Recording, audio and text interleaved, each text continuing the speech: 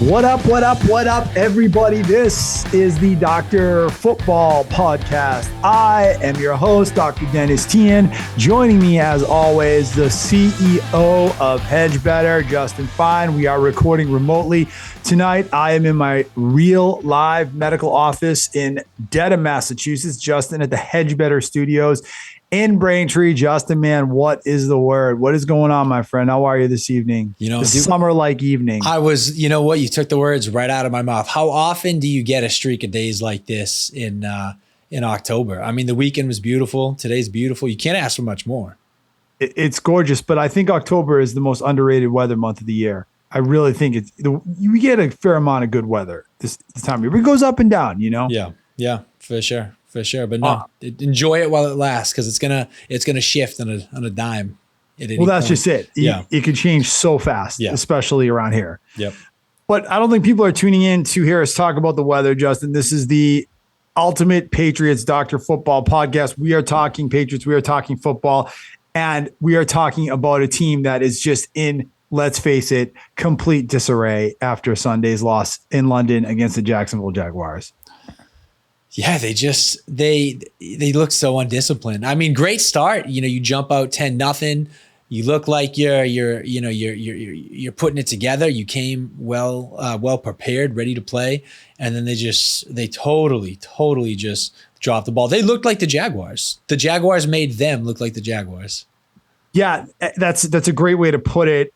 We got a great roster of topics tonight. We're going to get through all of it. We're going to get into the game. We're going to get into some of the I think the bigger and more concerning issues around this team right now, Justin. So if you're ready, let's just get right to it with the kickoff. That is the opening take to set the table for this podcast. And I'm just going to dive right in, man. There is losing, and then there is what happened to the Patriots on Sunday. The Patriots were dominated, Justin, by a 1-5 team that was literally one loss away from firing their head coach. They didn't just lose to that team. I think you could say that they were outclassed by that team. And to me, that is a shocking testament to where this franchise is right now. You cannot blame the quarterback anymore because he's no longer a problem. The quarterback is playing well. But there are so many things wrong with this team, this franchise, beyond that. And I want to start with the coach because I think that is, to me, the biggest area of concern. I'm just going to say it, Justin. Some people will disagree with this. Some people will say this is unfair, and maybe it is a little unfair. Gerard Mayo, as a head coach, is in way over his head right now. I like the guy. I think he could be a head coach one day, a good head coach one day. I really do. And I actually kind of feel sorry for him right now. And the reason I feel sorry for him is because he was put in a position that he is obviously not ready for yet. And the fact of the matter is this guy needed 5 more years of experience, with experience of a couple of years at least as a coordinator, before he was ready for a job like this. Right now, he's not ready for this job. It shows in every way. He doesn't know how to handle the locker room. He doesn't know how to make the acumen to coach during the game. Yesterday's loss tells me this thing has a chance to really go south this year. And, you know, through 7 games, I'm sorry, this has been a huge mess. It has been, they are literally the dregs of the league. They are the worst team in the league, but then it's all the off the field stuff, which has just been a huge mess in this locker room. Guys getting arrested, everything just that could go wrong has. Justin, your thoughts on the Gerard Mayo's head coaching experience through his first 7 games with the Patriots? Yeah, well, I think one of the biggest things, that we got to hit on, you might have mentioned it, but it's how undisciplined this team looks. Like, this team is, we thought the last few years were bad. This team shooting themselves in the foot, stupid penalties, stupid mistakes. Like, this year's team is taking that to a whole new level. I'm sitting there watching the games, and it just seems like the flags are constant. They're constant, and they're in some of the biggest moments too. And when you have a defense that's as hurt as they are, you talk about their inability to stop the run, right? Well, look, they lose, they lose Christian Barmore, they lose Matthew Judon, they lose Juwan Bentley, they lose Jabril Peppers. that defense is a shell of that of itself, a shell of the defense that we expected coming into this year. You have an offensive line that just keeps getting cobbled together week in, week out. They can't seem to find a consistent rotation, can't seem to find something that works. And you still have a bunch of rookie wide receivers, a rookie quarterback, a running back who has a fumbling problem. There's a lot wrong in penalties and stupid mistakes are the last thing you need. This team is not just flawed, but they're undisciplined right now. I agree. They're extremely undisciplined right now, and they consistently make mistakes and errors that leave you just like slapping your hand against your head and being like, what is going on? Yeah. We did see a lot of that at the end of the Bill Belichick tenure, in all fairness. Right. Whether it's gotten worse this year or not, I guess, you could argue it certainly has. What I think, Justin, and I'm certainly no, expert, but my sense is that Gerard Mayo lacks the acumen that he needs to make adjustments in schemes and decisions in games to put these guys in position to win. And I think that is one thing that is really concerning to me, because I don't know how you get over that. The only way you get that acumen is you get experience. And Gerard, the problem that I see right now, it's a math problem. The amount of time it's going to take Gerard Mayo to get the experience that he needs to be a good head coach, by that time happens, he's going to have lost this locker room and done so much damage, in terms of the locker room, that I don't think this situation is going to be salvageable anymore. And that, I think, is what the real problem here is. Yeah, I mean, I totally agree. He made that comment the other day, and he had to walk it back, right? He called the team soft, then he walked it back and said, "Oh, they were playing soft." When you're at the point where you got to start walking back your comments when you're criticizing your team, I mean, it's either one of two things. It's either your inexperience is showing in how you speak and you're speaking inaccurately in a way that isn't representative of the team, or you're speaking in a way that is causing division inside your locker room. And I'm sure the last thing these guys want to hear from Gerard Mayo, who, as you noted, right, him and the rest of the staff seem pretty ill-prepared. I think the last thing they want to hear is that they're playing soft, because I don't know. Look, maybe I'm wrong.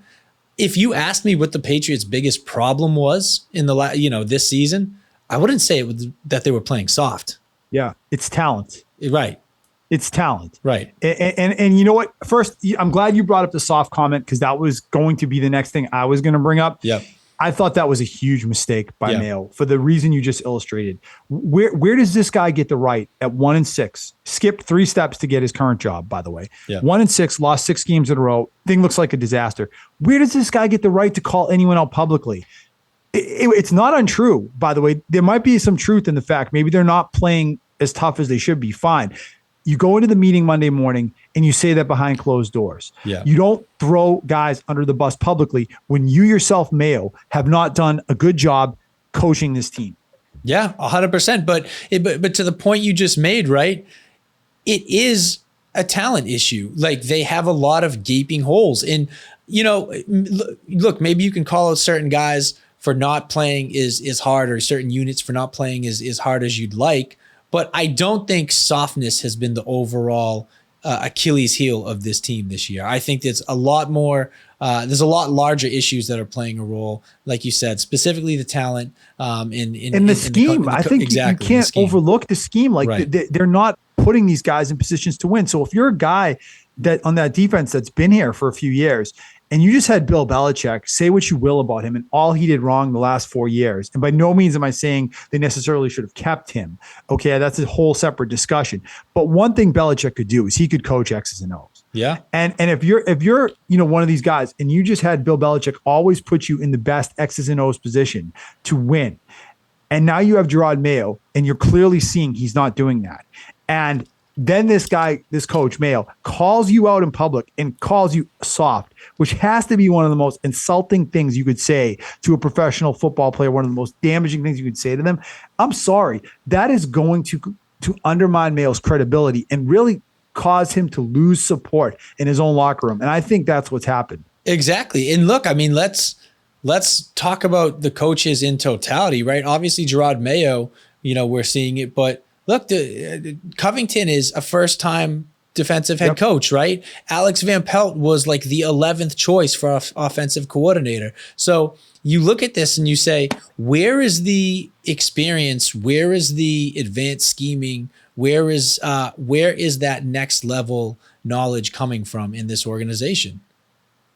Yeah, there's nowhere. There's absolutely nowhere. I mean, we talked about this, Justin, back in January. So no one can accuse us, if you go back and listen to what we recorded back then, of like being revisionist or revisionist history or hindsight. We said this at the time, which is, if you're going to bring in a guy like Gerard Mayo to coach your team, you damn well better be sure you surround him with extremely experienced assistant coaches. They did the complete opposite. Yeah. They brought in a bunch of guys that were just as inexperienced as Mayo was. Exactly. And the results are so predictable. They are so predictable that this team is struggling like this.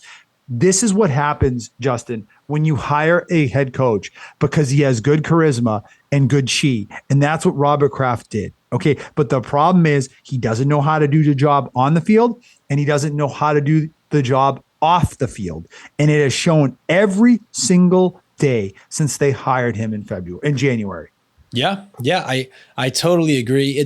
It's so weird, because I watch this team play, and I know I'm going to kind of contradict myself, because I keep saying we have a talent issue, and we do. I think that's blatantly obvious, but I don't think we're as bad as we're playing. We are still underperforming as a team, right? I mean, there are holes, but they're not as bad as they've looked. No, when you're underperforming, you look at the root cause of it, and I think it's fair to say that it's the coaching and the scheming that is leading to the underperforming.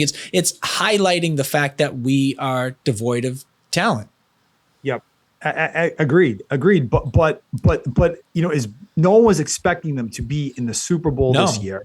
I think we all acknowledge that no matter what they did in the offseason or whatever, there are going to be holes on this roster. Right. But that said, is Gerard Mayo getting the best out of the limited talent that he has at his hands? And the answer is, in my opinion, no. They look like a sub. They're the worst team in the NFL right now. They're actually worse than they were last year. Yeah, exactly. And look, there's really. It's really not overly complicated at this point. I think the problem should be pretty blatantly obvious. Like it's talent and it's scheming, and I don't know what else you could throw in there, but it's very clear to me at this point. How about a culture problem too? And how many times, Justin, is this guy Gerard Mayo going to let his mouth get him in trouble? Going back to day one in January, he said things he shouldn't have said. He got in trouble. He just did it. He put his foot in his mouth so bad after that game Monday night, calling his team soft, and then walking it back the next day and saying, "Oh, we weren't soft. We just played soft." Well, which is it, Gerard? And this guy has a habit of shooting off with his mouth and saying things he doesn't need to say. Yeah. It's great to be honest, but when it starts to erode your credibility in your own locker room because you just can't stop from saying and barfing out your truth whenever you feel it, I'm sorry, that's another huge problem for Gerard Mayo. Agreed. Totally agree. So I don't know. I don't know where they go from here. Let me ask you this, Justin. Did you hear Belichick's comments on the Pat McAfee show yesterday? I did not know. Oh, you got to hear those, man. They were great. He, no holds barred, just clobbered Gerard Mayo, basically said that they were the best run defense in the league last year, that he doesn't think the players on this team are soft. They didn't have this problem last year. It was a pretty pointed shot at Mayo. Well, I mean, look, I think, to play devil's advocate, you lost three of the best components of that run stopping defense. You know what I mean? So it's not exactly a level playing field, not having Barmore, Bentley, and Judon. So, but it's still definitely a pointed shot. I don't think it's as accurate maybe as he's portraying it, but yeah, I mean, if you were to make a blame pie of this mess, Justin, and you were going to divvy up the blame for where this franchise is, because they are now the worst team in the NFL. I think they hold that title this week. Who gets how much blame here, and how much blame do you give Bill Belichick for what they're going through here? Because let's not forget that the cupboard was extremely bare when Belichick left last January. Look, here's the thing. If we were having this conversation 1 year, if we were having this conversation and it was, far out after the Belichick era, I would say, look, I mean, this team eventually they need to rebuild, but I think you're right to point out the fact that we're still not even a full year removed from Bill Belichick, right? And I think we had plenty of fair criticisms back during the end of his career about how we were devoid of talent even back then. So the talent is not a new problem, right? Talent is not a new problem. So I think it's fair to blame Bill for the fact that we didn't have talent. And then look, I mean, don't forget the fact that we went and chased some talent this offseason. We just weren't a destination where people wanted to come play, wanted to come sign, right? That was part of the problem too. So at least and whose fault was that the last few years? So that's kind of my point, right? Is we get a new regime, they try to more aggressively bring in some talent. The organization's already bare and not at a place where free agents want to come or be traded to because of Bill's doing. But I also, again, I don't think Robert Kraft's name should be left out of this. Left out of it? Absolutely. He's right in the thick of it. Exactly. I think chunk of the responsibility. Look, going back over the last couple of years, right? We've had this conversation off and on. We have. And what have I always been? A Kraft defender. You've always been a Kraft defender, right? And I think we're at the point. It's hard to do that now. Exactly. I think we're at the point now where we have to start talking about Robert Kraft's role and how this organization has started to kind of crumble right beneath our very, eyes. Well, just to go back to the original point. I mean, look, Belichick takes a huge chunk of responsibility. He does. For where this franchise is, because it was a mess the last 3 or 4 years. You can't deny it. But all that said, you remember in the episode we recorded after the Jets game, my take was that Robert Kraft, you're on the clock, that you could blame Belichick for everything up to that point. But from that point, it all fell to Kraft. And the reality is, Justin, that everything that's happened to this franchise, with the exception of the drafting of Drake Maye from January on, has actually gone in the wrong direction and made this franchise worse off. And whether you blame Kraft, Mayo, Wolf, or some combination thereof for that is independent of what Belichick did. They have actually gone in the wrong direction since they fired Bill Belichick last January. Yeah, 100%. And I think we kind of knew that it was going to be a rocky road, but it's actually looking a little bit more rocky than I think we even anticipated at this point. More rocky than we anticipated. My point, I guess, is that there's plenty of blame to go around. There is. And it did not have to be as bad as it's been. I'm sorry. This did not have to be this bad. They could have taken steps in the other direction and maybe, made some progress. Instead, they're going the other way. That has nothing to do with Bill Belichick. How much of that do you attribute to Drake Maye sitting for 5 weeks? Well, that's a great question. And we're never going to know the answer to that, because you could argue it either way. If Maye had played from week 1 and he looks like he did the last 2 weeks, you could argue that they have a couple more wins under the belt. They beat Miami, they beat Seattle, and maybe they're competitive in San Francisco. And it just feels very different. Right. Other side of the coin, maybe he really wasn't ready yet, and you would have ruined him. My sense, Justin, from watching this kid for 2 games, is that he would have been fine if they had put him in week 1 against the Bengals, and they probably win another game or 2, and it looks a lot different. So I think that was a mistake. Yeah, I really do. I agree. How about this, Justin? And we talked about this last week, and I want to ask it to you again, because I just feel like this loss was such a game changer for the way that this all went down this weekend and everything that's happened since then, which is there any chance that if they go winless or they end up 2-15 or 1-16 the rest of the way, that this is a one and done for Gerard Mayo? I just can't see it. I think there's 2 different ways to look at it. You look at it, does he deserve to be a one and done, especially with some of the available talent that may be looking for head coaching jobs in 2025? And then is he likely to be let go? And I really don't think he's likely to be let go. Can you see Robert Kraft doing that? I mean, he has this press conference and he tells us about this was, part of a whole life-changing plan and experience he had, this whole religious thing and this and that and the bond that they have, and this plan has been in place for a while. And you think he's just going to get rid of him after 1 year? Could I see Kraft doing it? Yes, I could. I really could if it's that bad. But I could also see something else. I could see Gerard Mayo walking away after 1 year. If this really is as bad as it's been, I could see Mayo throwing his hands up and saying, look, I wasn't ready yet. I'm going to go get a job as a linebackers coach, work my way back up to coordinator, get the experience I need, and come back in 6-7 years as a head coach again and get a second bite of the apple. I don't think it's good for Gerard Mayo to be in this situation if he's not ready for this job yet. And I wouldn't be surprised if this really goes south. I wouldn't be surprised if Kraft pulls the trigger, and I wouldn't be surprised if Mayo walks away. I mean, I don't know. Yeah, I think the firing is more likely than him walking away. You think he would actually walk away from this opportunity? He's miserable. I mean, no, I don't. I think a firing is more likely. But I'm just saying, like, I if it's not working, look, there's a big difference between a 4 or 5 win, 6 win season where you throw some building blocks down and you move into the next year versus a year where you get the number 1 draft pick and you're 1-16.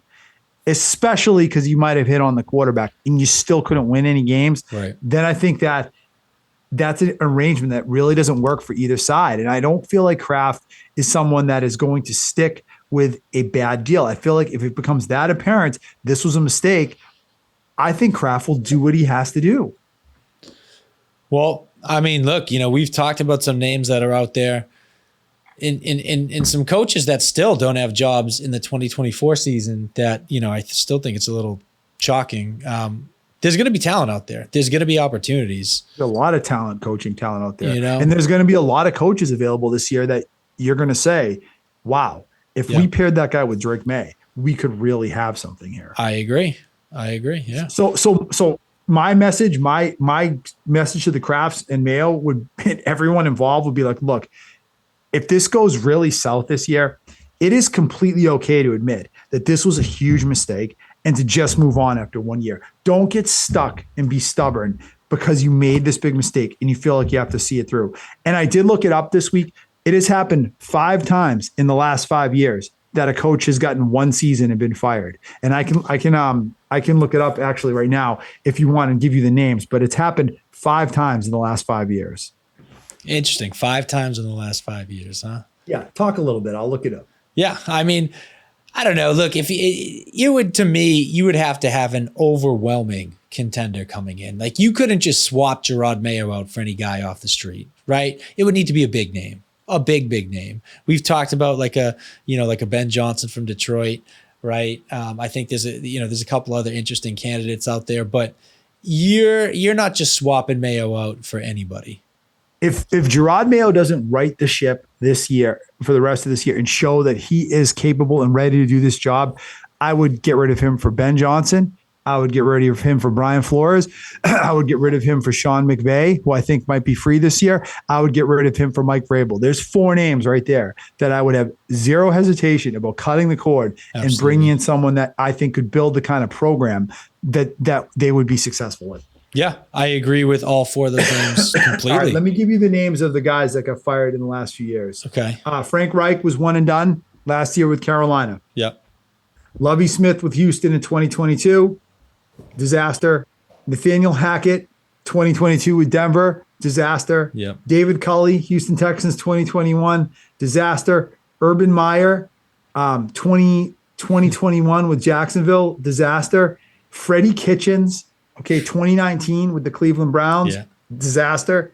Steve Wilkes, Carolina, 2018, disaster. Chip Kelly and Jim Thomasula, back-to-back 2015, 2016, San Francisco 49ers, disaster. Rob Chudzinski, Cleveland Browns, 2013. Mike Malarkey, Jaguars, 2012. And Hugh Jackson, Vegas Raiders, 2011. So that's the last 10 years worth, or 11, 12 years worth. That's 1, 2, 3, 4, 5, 6, 7, 8. 12 guys in the last 12 years have been 1 and done. Yeah. So it's not unheard of. No, I guess it's not. The thing that's so funny is, you're running through that list of names and you're naming. Did you think it was that many? Because I didn't. I didn't think it was that many, but you're naming organizations that you would expect to have that problem. You know what I mean? And you don't think of New England as one of those organizations. And it's crazy to think that we could potentially be in the running with the Browns and the Jaguars and the franchises that we look at as a joke. Houston's on there twice. Yeah. Jacksonville's on there twice. Yeah. Cleveland's on there twice. So, Exactly. Yeah. Yeah. Good point. All right, Justin. Any more thoughts about this Gerard Mayo situation and the general state of this team? We're going to move on and talk a little bit about the game. No. Yeah. Let's do it. Let's get into the game. Okay. We got to start with what I would say is the lone bright spot on Sunday, which is Drake Maye. Yep.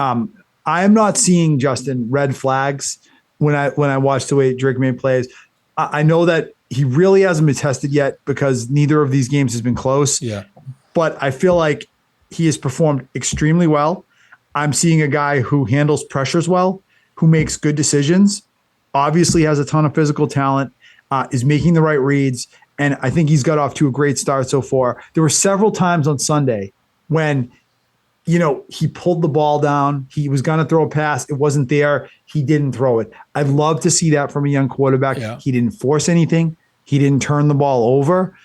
I thought it was another step forward for Drake Maye on Sunday. I did. And I mean, look, I'm sure you've seen the stat now going around social media, but 2 quarterbacks in history in their first 2 games of their rookie debut to throw for 5 touchdowns and 500 yards. And it's Dan Marino and Drake Maye. Right.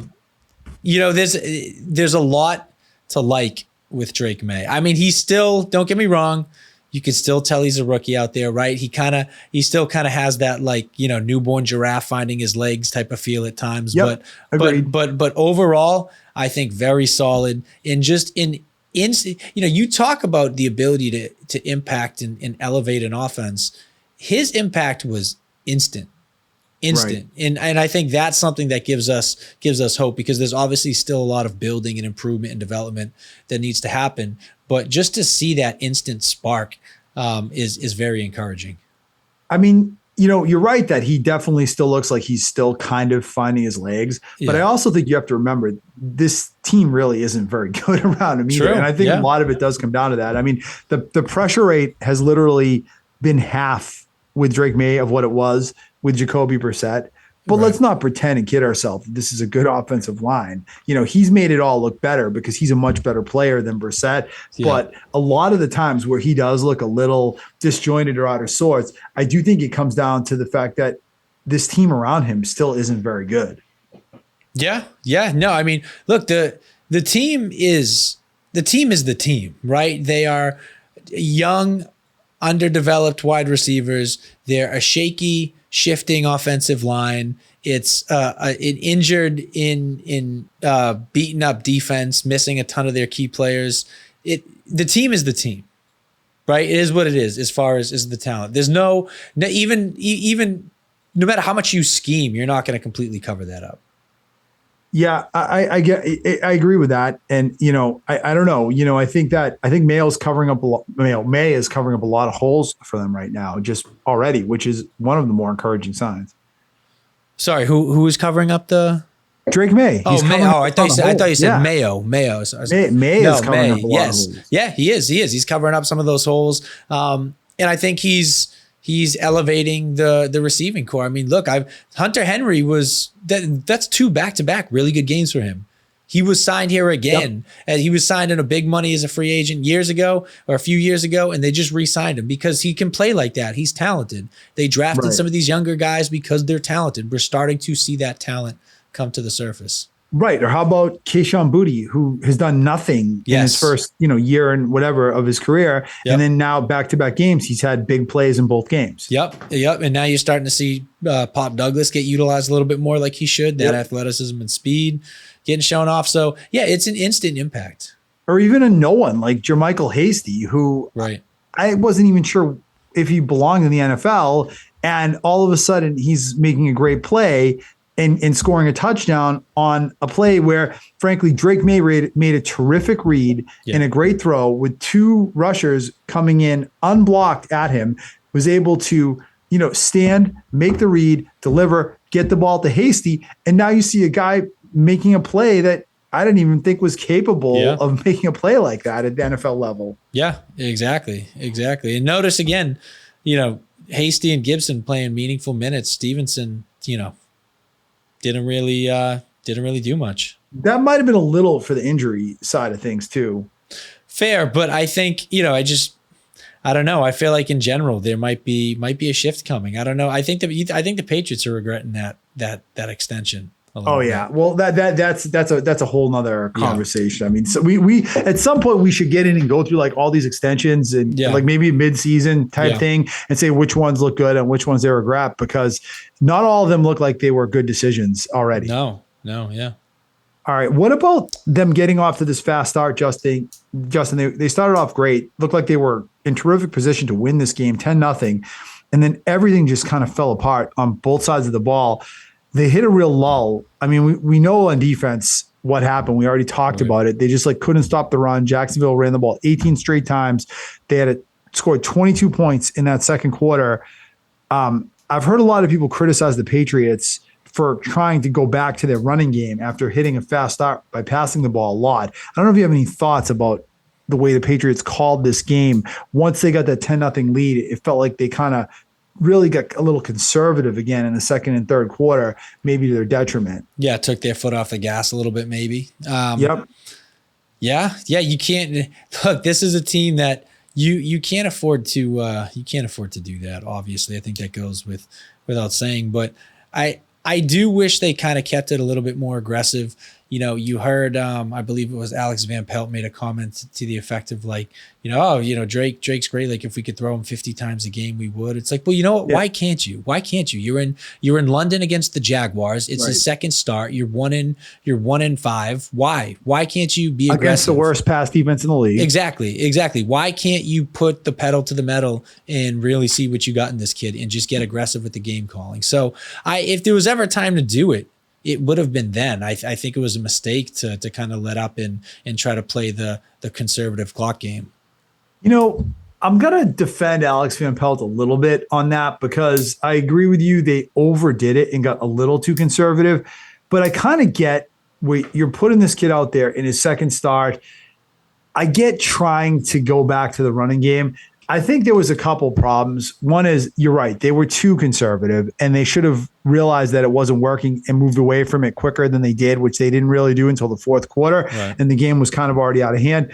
And then the second piece, Justin, and it's just like to the point of football, like always being a team sport.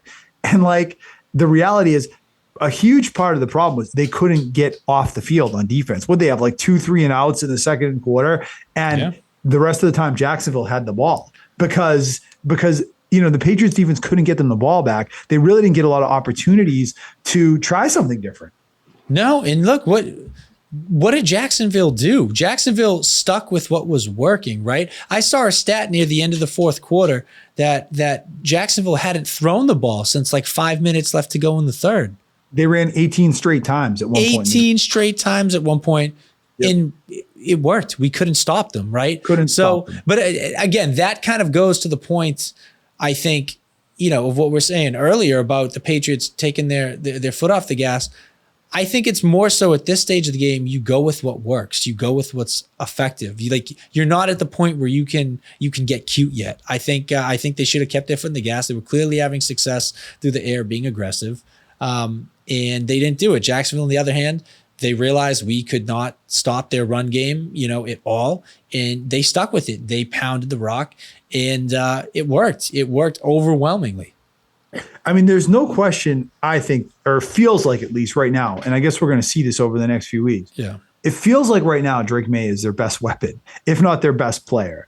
And I think this question of like how aggressive they are in taking the restraining bolt off of him is going to be one of the interesting things to watch over the next few weeks, because to your point, do you want this kid throwing the ball 50 times a game? Well, that really might be your best chance to win. And when they kind of abandoned the whole Alex Van Pelt scheme thing at the end of the game, that was really when they had their best drive since the first quarter, when they scored that late touchdown to KJ Osborne. Yeah. Could they get away with doing that against a decent team for 60 minutes? I think that's the question. No, that is 100% the question. I mean, look, I'm not saying it would have been a walk in the park and they would have ran away with the game. I just think you have to stick with the aggression and look, if anything, use it for development. You got a bunch of first and second year receivers. You got like we said, a young shifting offensive line. You got a rookie quarterback in your second start. If anything, use the game to work out kinks, build chemistry, like really see what you got as far as potential. Like that's more so where I'm coming at it from. Yeah, and I don't necessarily disagree with that. And I feel like the reality is that probably is their best chance to win. Yeah. When you look at the limitations of the team, you just hit on this, and I just want to bring up this too. 18 straight runs against the Patriots. Yeah. This is the third straight game the Patriots have given up more than 180 yards rushing against on the ground, which is just remarkably, historically bad run defense. Is this what we're going to see all year? Because like, if I'm an opposing offensive coordinator, why would I throw the ball against this team? Like I would literally, you got to run the ball like 30 times against them and make them prove they can stop it. Exactly. You really don't need to overcomplicate things to beat this Patriots team right now.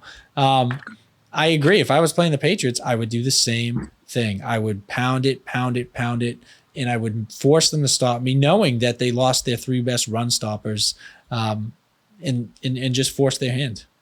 Yeah, and when you talk about like the talent on this team not being as bad as they've been, I'm sorry, like I don't feel like the run defense should be as bad as it's been. I know they're missing some of their best players.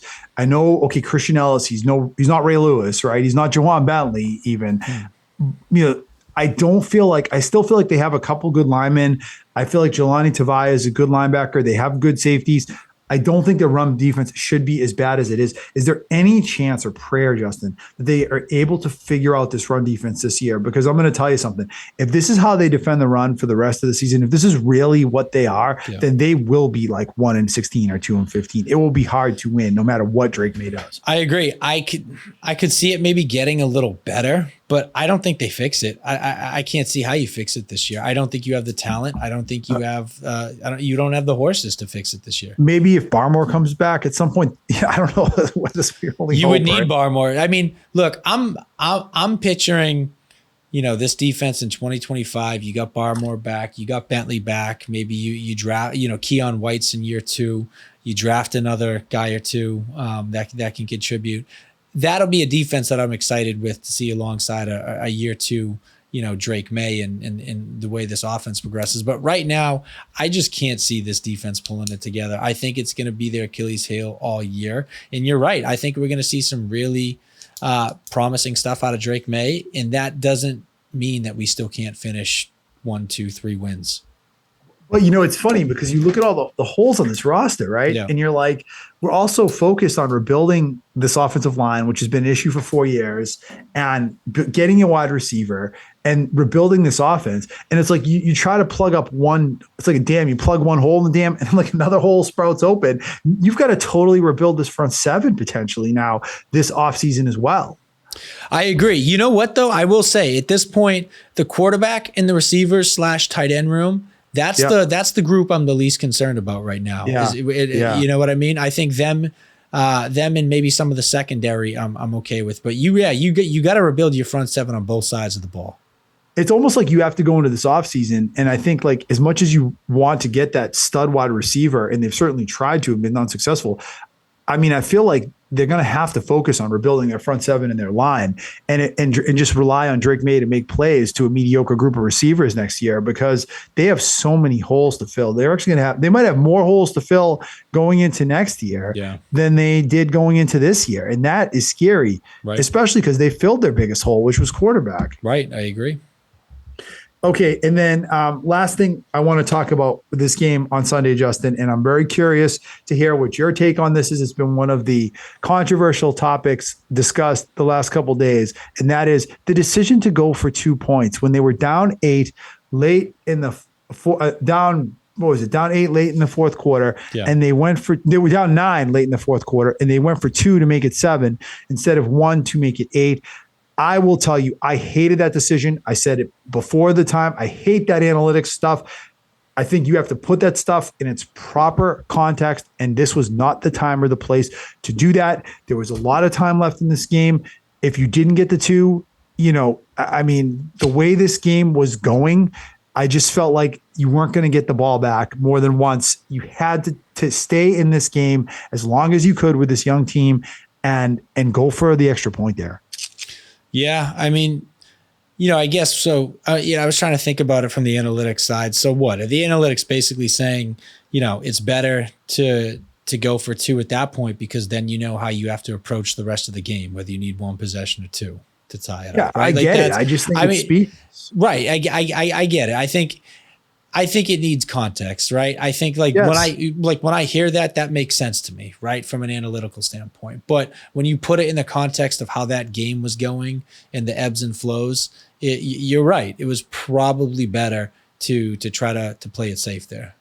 The Patriots, the way they were defending the run in that game, as we talked about, they were going to be lucky to get the ball back one time. Right. So that's why you have to stay in that game. And it's like, look, I do this in my office all the time. The science of medicine versus the art of medicine. Just because the data says something works doesn't mean it's applicable to that individual situation. You have to put the data in its context. Right. And that's what the Patriots failed to do. And it's what the analytics movement at times fails to do. You know who would have done what the Patriots did, Justin? Brandon Staley, okay? Yeah. Nick Sirianni, okay? Who are some of the other analytics dweebs that have crashed and burned in this league the last few years? They would have all done that. Yeah. No, they would. They would have. And you know what? It did kind of stink because you're right. Like as soon as they didn't convert that, you just had the overwhelming feeling that the game was over. It was. And it took the air out of their sails. This is a team that needed something to keep them motivated, engaged, something positive to get them back in that game and to sell out to get that last stop. And by going for two, they just completely took the wind out of their own sails. It was a math decision that did not have applicability to the real world. I'm a numbers guy. I'm a data guy, but I know the limitations of data as well. And in that case, I'm sorry, the decision-making and the leadership of this team, they completely failed with that. That was a terrible decision to go for two there. Yeah, and one thing I'll add to that is, look, I know you got a bunch of young guys. You got a bunch of guys you're trying to develop and get going. And I know that they really don't have a standout go-to guy to speak of, right? But I feel like in that situation, there's a couple of other targets on that offense that I could say should be your number one read before Jalen Polk, right? Like I think Jalen Polk has some potential. He's at his ups and downs, but I think he's like the third or fourth, maybe even fifth option that you're drawing up a play for in that situation. I'm looking at Hunter Henry. I'm looking at Demario Douglas right before I'm even thinking about Jalen Polk. He was the first read. That play was designed for him. And he was open. He was open. He just slipped and he slipped on his bottom. Right. Exactly. And you know what? That happens. That can happen to the best of them. It happens to everybody. But just the fact that in a big situation like that, when you were going for two, you decided to draw up a play for Jalen Polk. I think, again, that goes to the scheme and some of the bad decision making. I almost look at it like this is the kind of stuff too that happens to bad football teams, right? Where like you're just like snake bitten and nothing goes right for you. And the reality was, say what you will, whether it was a good decision or not, Jalen Polk broke free. The ball was there. He should have been open. It should have been a 2-point conversion. I agree. He should have got it. And it just like he falls on his ass. And I know it's a wet track. Jalen Polk does not have the best hands in the league. He's not Jerry Rice, but he is an NFL player, right? You expect that he should be able to make a cut and keep his footing, even on a wet track. Falls on his ass, slips. That's it. Game essentially over. Exactly. Just terrible like luck too, I feel like, in a sense. Yeah. All right, there's one more topic I want to get to for the Pats, and then we're going to take a look at the Jets game. But before we get to either of that, Justin, let's break it up a little. Let's break out the non-football topic of the week. Every week, best segment on the show. I actually, you know what? I'm changing it up totally from what I told you. I told you we were going to do something about TV shows. I'm just feeling like a different vibe right now, so I'm just going with this. Okay? Go with it. All right. The AI revolution is coming, Justin. Oh, yeah. What are you most afraid of artificial intelligence? What am I most afraid of? Honestly, on a practical level, I'm afraid of automating out a large portion of the workforce. What are people going to do? when a robot can come in and do their job quicker, more efficiently, and for a fraction of the cost? What happens to the workforce? What if you get in a situation where if you own a robot and then the robot goes to work for you, and then you get paid for the work the robot does, right? But then that leads into all kinds of like potential inequalities. Well, who's going to own all the robots? Right. Who's going to, you know what I mean? Who's going to get them all? Exactly. I was thinking about this the other day when I saw the Tesla robot, and I'm watching it interact. I don't know if you saw those videos. You see that at the AI conference? They had the Tesla robots down there. I have to check it out. Oh, they were bartenders. They were selling snacks and food. And these things are personable. They sound like humans. The conversations were seamless. It was very creepy. But I'm thinking to myself, like, what happens if, like, you would never think a bartender would be automated out of a job. But like, you know what I mean? What happens if all these weird, or not weird, but just, niche markets and niche industries like start to automate through AI? It's going to be a big change. I don't know if we're ready for it. What I will say, have you ever seen those Boston Dynamics robot videos? Yeah. Like they make like the dog and the thing that does the flip. Like the people that do that, they should never, ever be allowed to go near the people that are doing the AI. Because I feel like if you put the AI in like one of those things, now you're talking like crazy sci-fi shit. Like now we're out. Humans are out at that point. Exactly. Oh, if you're crazy, if you don't think that's coming soon, you know it. You know that's right around the corner. I think that's what people are concerned about. But what I'm going to tell you, and like I have a totally different take on this. Like I am not as afraid of AI as everyone else is for a couple of reasons. One, first of all, is I still think it sucks. Okay. Yeah. I mean, my autocorrect doesn't even work on my phone. Like, you know what I mean? Like basic things like, you see these AI generated images. You can always tell they're AI. They're weird. They're creepy. You just know it. So I don't know if they're ever going to quite be all the way there and figure it out. But second of all, and this is the reason I'm really not afraid. How could AI mess up this planet any more than we have? Okay. We have, like, people are scared of AI drivers, for example. Okay. One person dies in a car crash caused by a robot driver, and it will be like front page news. Every year 40,000 people die on our roads, and we don't even bat an eyelash at it. We all continue to drive. People drive like maniacs. They're drinking, they're smoking, they're driving fast, they're psychotic on the roads. That's all fine. You know what I'm saying? Like, how could AI mess things up more than we already have? I agree. You know what's one area that, now that you mention it, that I'm actually a little concerned about is it's our kids' ability to learn. They're learning. Like, you don't have to learn anything with AI anymore. That can do all your schoolwork, all your homework. Totally. Like, it can get you, like, there are AI programs right now. Like, if you're a college student, you don't have to do anything. Like, if you're a young kid, like, you put a picture of your homework assignment and AI solves it for you, tells you all the answers. Like, I think it's gonna impact how we learn. What about the kid in like Hingham, was it, that his parents are suing the school because he did the AI to do his history report, and he ended up getting in trouble for it, and it hurt him on his college admissions or something like that. Exactly. And their argument was, well, AI didn't write the paper for him. They used it for research. But there's no way to tell. If I have AI write me something and I copy it and paste it into a Word document, you're never going to be able to prove. Slap in a few spelling errors. Exactly. You'll never be able to prove AI did it or didn't do it. It's a very gray area. It's kind of crazy if you think about it, but I just think I personally am a lot less concerned about the AI revolution. I would encourage him to look back at the history of our own species and our own species on this planet, and then be like, maybe it's time for the robots to get a crack at all this. Like, we've had our chance, we've done okay, we've come a long way, but we've still really messed up some serious shit here. Yeah. Like, maybe it's time we give the robots a crack. We take a step back, let them do some things, see what they come up with. Yeah, just see how objective they wind up being. Who knows? I'm sure it's going to be a lot of benefits in a lot of areas. There will be. They could solve diseases. They could come up with new ways to treat cancers. And I mean, there could be a lot of good that comes from the AI, Yeah. I mean, they're just going to enslave us and take over the world. Yeah. But beyond that, small trade-off.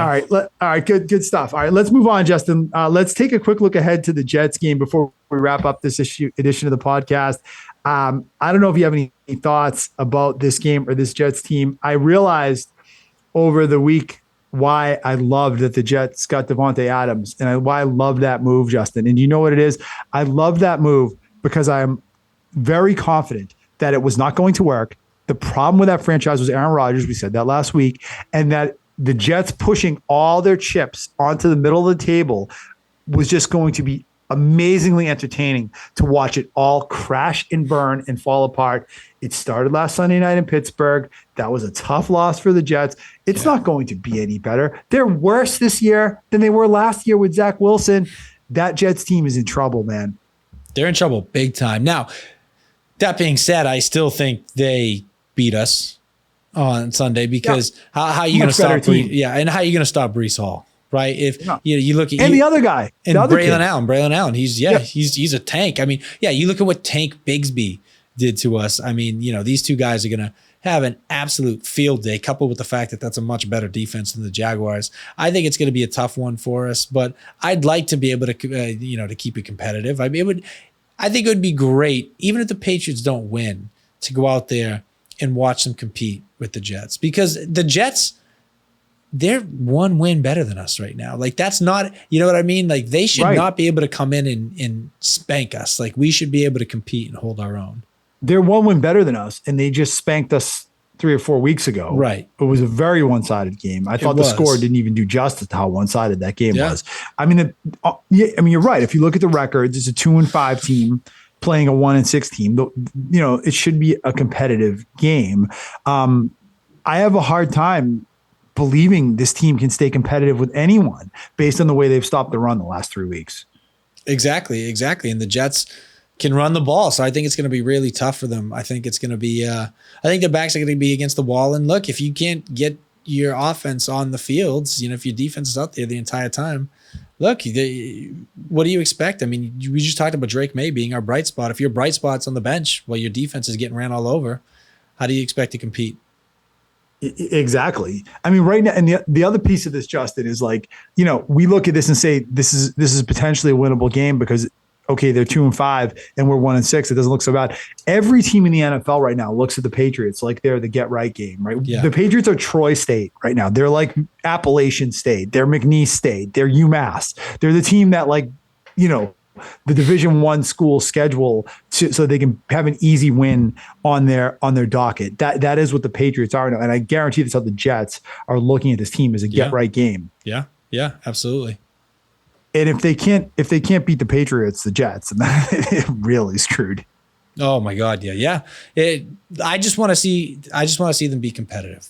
At this point, it's not about wins and losses because it's probably, in the grand scheme of things, actually, before I say that, let me ask you real quick before we move on. Yeah. Are you in the camp that you would rather see this team now win 5 or 6 games? Or would you rather see, but the caveat is they only win a game or two, but they're still very competitive and you see the development of Drake Maye and these young weapons? No, I think that I want them to win because I do not feel like they need to get a number 1 draft pick again. They've got their quarterback. That's why you need the high draft pick. Now that you have that, I feel like there are good players that can be found all across the draft board in every round of the draft and in free agency. I do not want them to bottom out. I want them to develop young players, including Drake Maye, but also some of these other guys. I want them to show progress, and I want them to win games. Yeah. All right. Fair enough. What about you? I mean, I just look at how much help this team needs, right? And I know what a high draft pick can do, not only in terms of your ability to increase the chance that you hit on successful talent, but the ability to potentially trade down and do 2-for-1s and gain additional capital. So, like, to me, I think the ideal scenario would be this team competes. They clearly have some, player development and progression. We see Christian Gonzalez continue to perform. We see Drake Maye continue to grow and improve. We see these young receivers continue to grow and improve. We start to identify some other players that we, want to keep around as part of the plan for next year.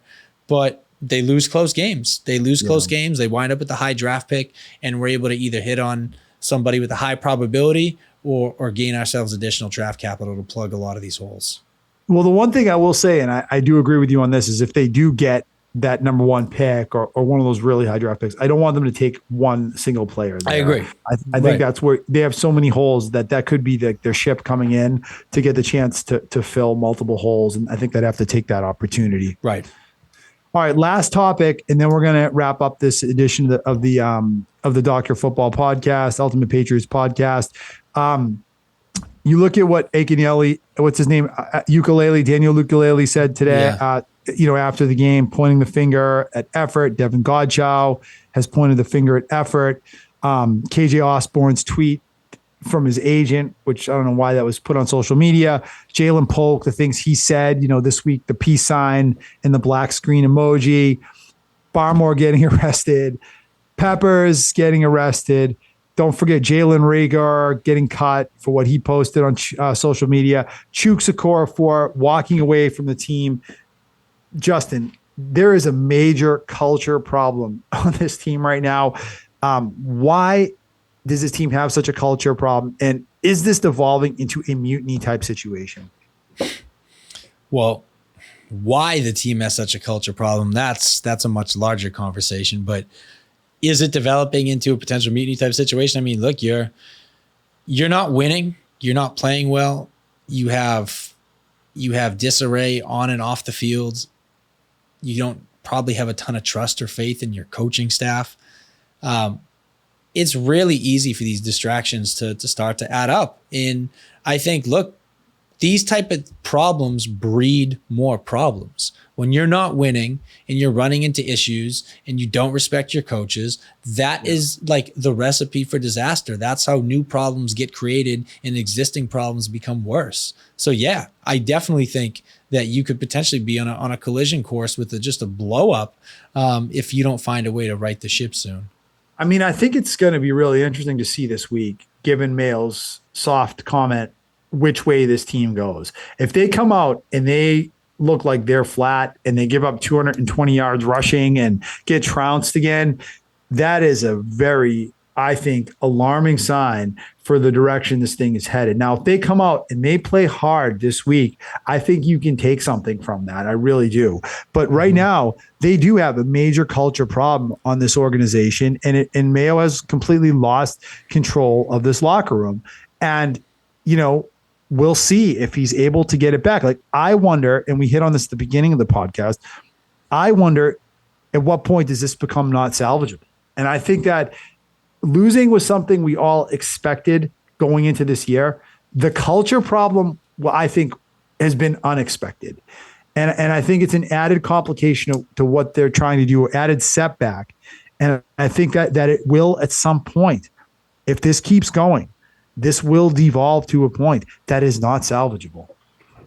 Yeah, it's definitely approaching that point. And like the worst thing that a team, I think, that can happen to a team is for them to lose faith in their leadership, right? And not respect their coaching staff and the people that are, leading them in and out of the facilities every day. And that's what this team is on the verge of. And when you're not winning, that becomes worse. When your coach is making comments, inflammatory comments, that becomes worse. When guys start to drop from the team due to injuries, off the field issues, that the problem becomes worse. So everything is trending in the wrong direction right now for this team, and they have to find a way to reverse that. I think it's pretty simple. Yeah, and like you said, it might not even be winning this Sunday, but being competitive and playing like an NFL team and playing hard. And I think that you will be able to get a real tell for which way the rest of the season is going to go from the game Sunday against the Jets, where if they come out and they're not invested and it's obvious, I mean, watch out below, because then this is when this really devolves. It really could devolve, I think, faster and worse than any of us ever thought it would. Yeah. All right. Any other thoughts on this franchise, Justin, this team, the state of things, the game Sunday, last Sunday, anything else on the past before we wrap this up? No, that about does it for me. That about does it for me too. We want to thank everyone that listened to this episode of the Dr. Football Podcast. Thank you very much. Find us on Facebook, Spotify, YouTube, iTunes, wherever you get your podcasts. We are there. We will catch you all next week with a new episode, and look out for our Around the League podcast, which will drop on Thursday. Have a great week, everyone.